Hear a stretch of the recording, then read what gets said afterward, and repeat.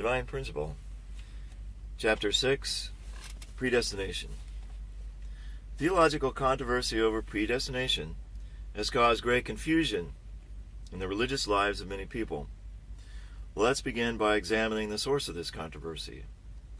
In the Bible, we find many passages which are often interpreted to mean that everything in an individual's life, prosperity and decline, happiness and misery, salvation and damnation, as well as the rise and fall of nations, comes to pass exactly as predestined by God. For example, St. Paul wrote, "Those whom he predestined he also called. Those whom he called, he also justified. Those whom he justified, he also glorified. And I will have mercy on whom I have mercy, and I will have compassion on whom I have compassion." So it depends not on man's will or exertion, but upon God's mercy. Has the potter no right over the clay to make out of the same lump one vessel for beauty and another for menial use? It's also written that even while they were still in their mother's womb, God loved Jacob and hated Esau, and announced their destiny, saying, "The elder will serve the younger." Thus, there are ample biblical grounds to justify the doctrine of God's absolute and complete predestination. Yet we can also find sufficient evidence in the Bible to refute the doctrine of absolute predestination.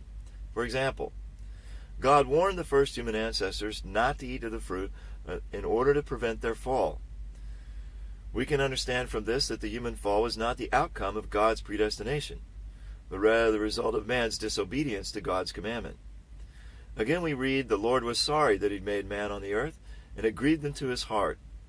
If the human fall were predestined by God, there would be no reason for him to grieve over fallen human beings, who were acting in accordance with his predestination.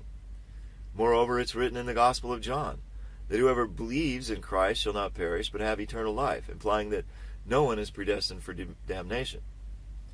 The doctrine that the outcome of human undertakings or endeavors is determined not by God's predestination, but instead by human effort, is supported by the well-known biblical verse, "Ask, and it will be given to you. Seek, and you'll find. Knock, and it will be opened to you." If every human undertaking were to turn out as God had predestined, why did Jesus emphasize the need for human effort? The Bible instructs us to pray for our sick brothers, indicating or suggesting that illness and health do not depend solely on God's predestination. If everything were determined by inevitable fate, as predetermined by God, our tearful supplications would be to no avail.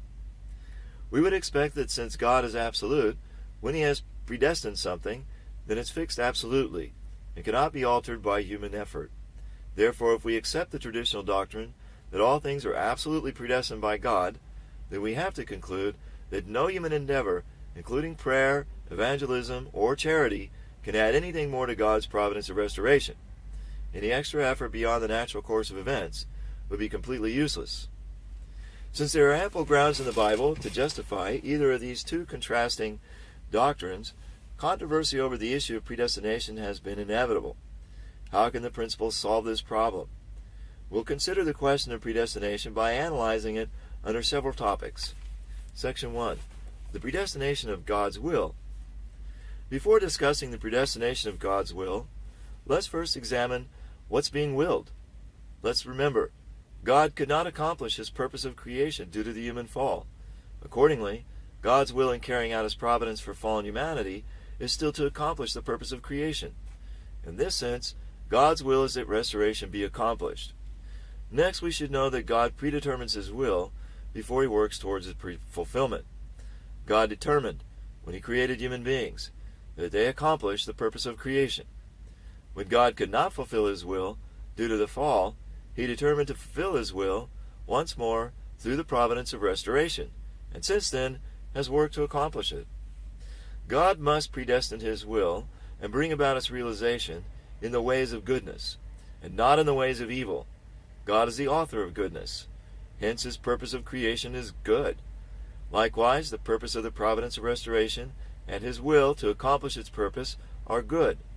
For this reason, God doesn't intend anything that obstructs or opposes the fulfillment of the purpose of creation. In particular, he could not have predestined the human fall, or sins which make fallen human beings liable to judgment. nor could he predestine such events as the destruction of the cosmos. If such evils were the inevitable result of God's predestination, then God could not be the author of goodness. Moreover, if God himself had predestined such evil outcomes, he would not have expressed regret over them, as he did, for example, over the depravity of fallen human beings, or over King Saul when he lapsed into faithlessness. Such verses illustrate that the evil is not the result of God's predestination, but rather the result of human beings failing to fulfill their responsibility and instead joining hands with Satan. To what extent does God predestine his will? The ultimate accomplishment of the purpose of creation.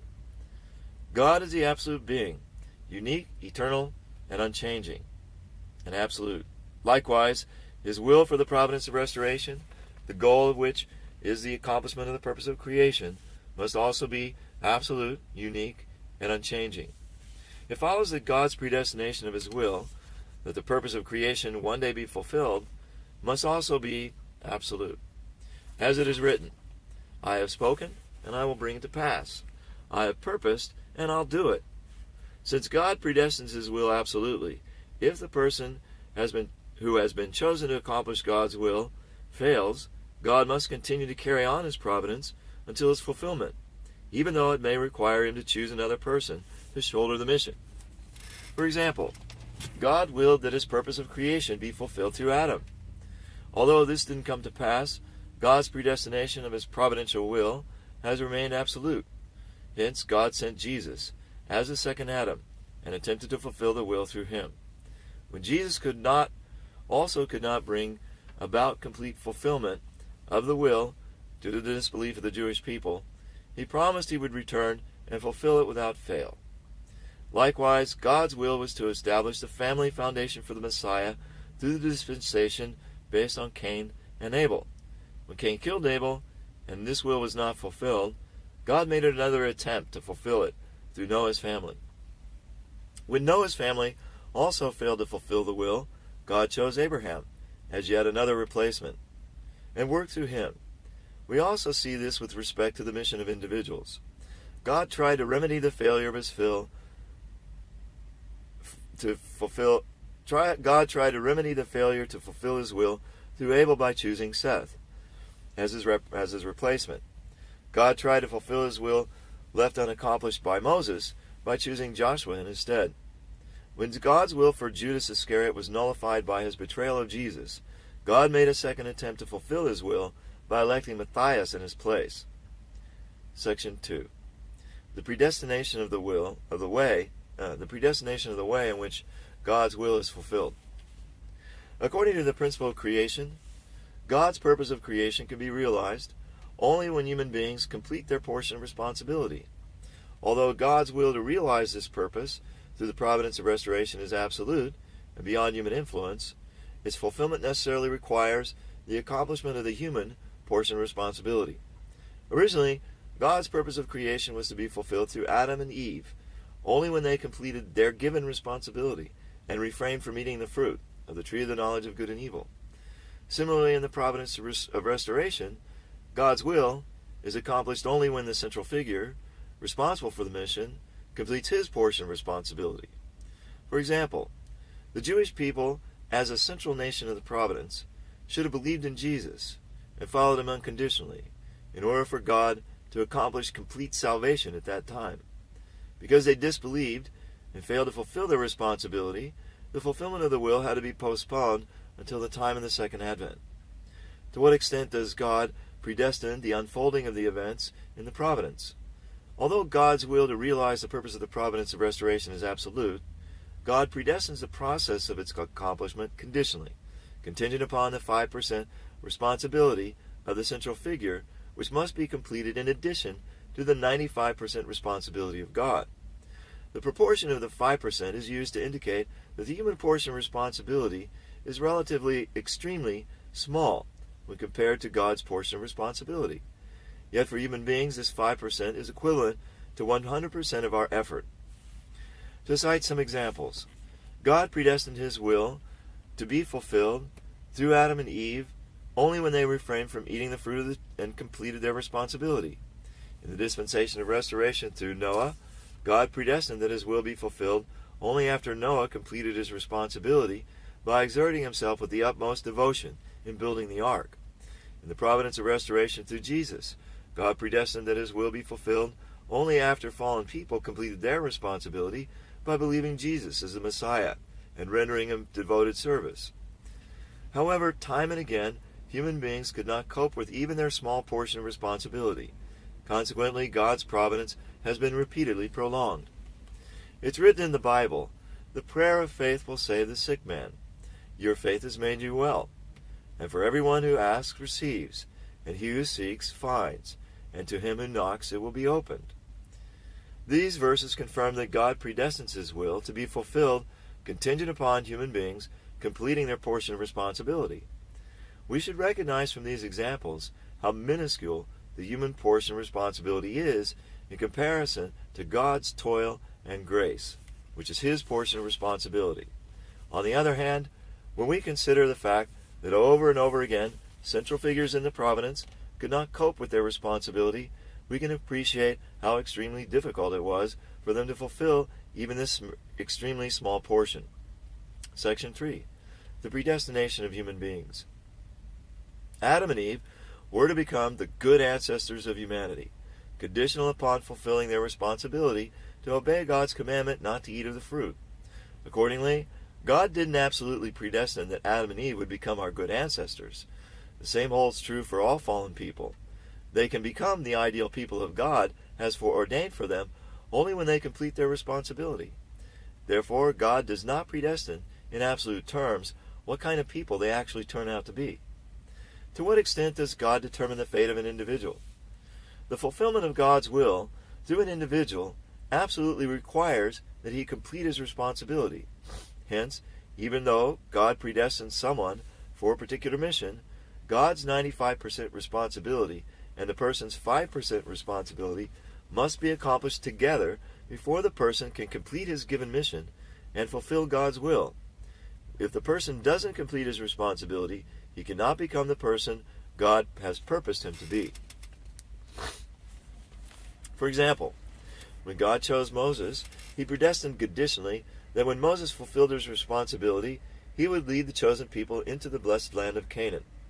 However, when Moses transgressed against God's will by striking the rock twice at Kadesh Barnea, he failed.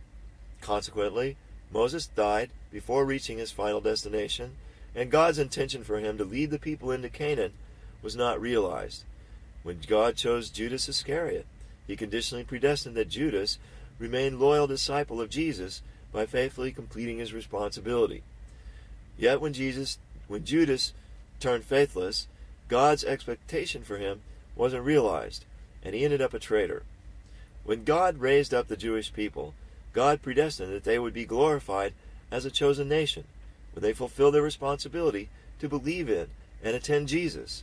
However, when their leaders sent Jesus to the cross, this preordained destiny was not brought to pass, and the Jewish nation was scattered.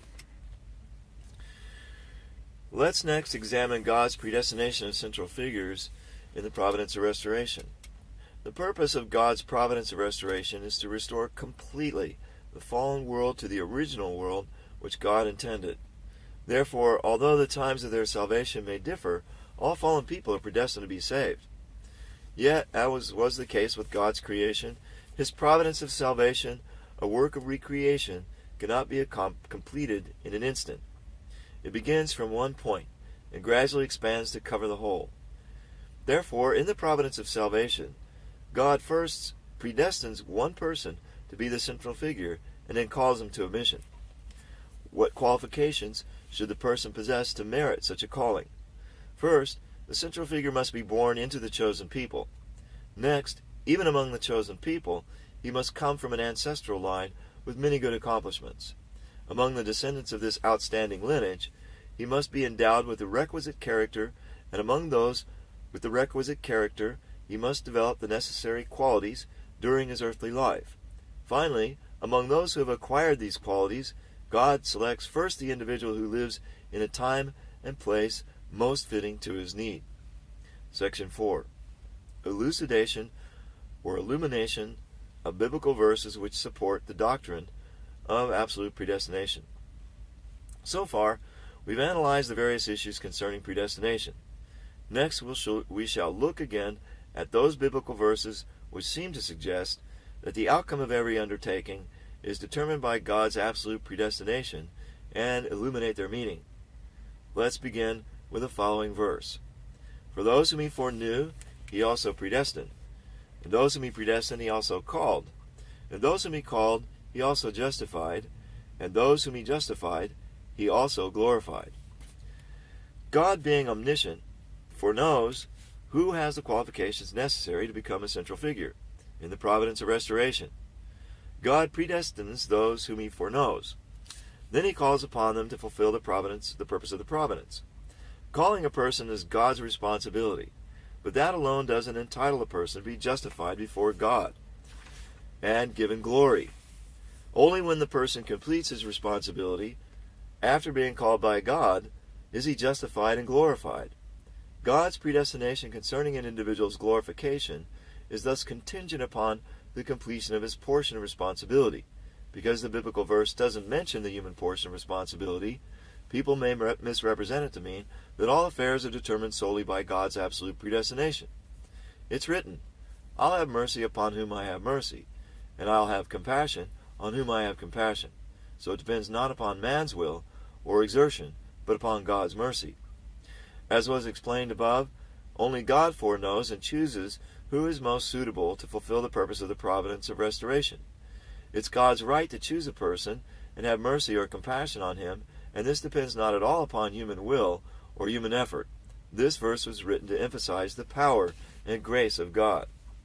Paul also wrote, Has a potter no right over the clay, to make out of the same lump a vessel for beauty and another for menial use? It's been explained that God gave human beings a portion of responsibility as the condition on which he could love them more than any other being in the creation.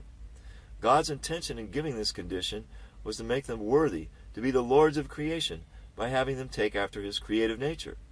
Yet human beings themselves violated this condition and fell. They have become like refuse, fit to be discarded, and in such a state, fallen people have no cause to complain, no matter how God may treat them. This is what this verse teaches us. It's written that God loved Jacob and hated Esau, even when they were still inside their mother's womb, and had not done anything good or evil. God favored one and disfavored the other, and told Rebekah that the elder will serve the younger. What was the reason for this favoritism? God favored one over the other in order to set up a certain course in the providence of restoration. Although further details will be discussed below, God gave Isaac twin sons, Esau and Jacob, with the intention of having them stand in the positions of Cain and Abel.